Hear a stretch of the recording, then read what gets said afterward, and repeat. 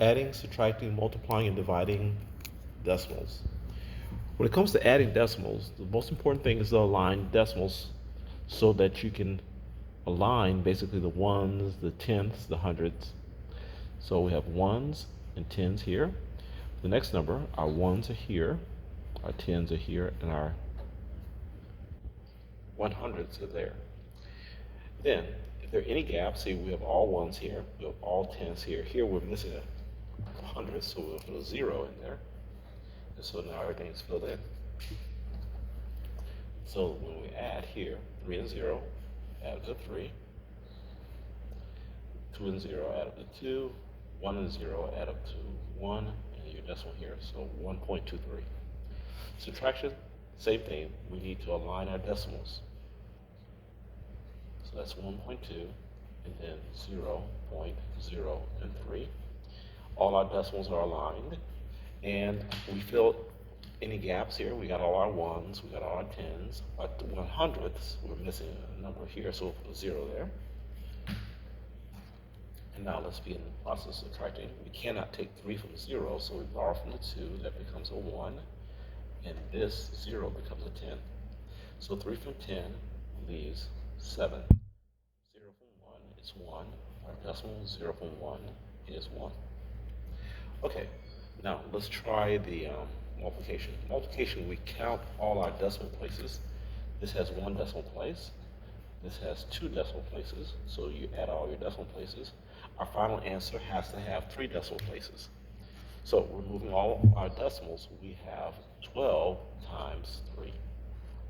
12 times 3, 3 times 2 is 6, 3 times 1 is 3. Now we need 3 decimal places.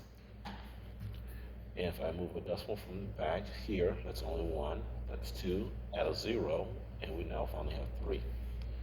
So we're going to write our answer as 0.036. And around the decimal, I like there to be numbers. So here in the ones place, we're going to add a 0 there. All right, with division. We flip the terms, so we want to write our divisor first. So this will be 0.0, and then the 3. And then inside here, we'll have 1, the point, and the 2. Okay, now, we want this decimal right behind the 3, so that's 2 moves there. Therefore, I need 2 moves on the inside, so that's 1. I had to add a 0 to give me a second move there. So what now the number is, it's 3 divided into 120. Okay.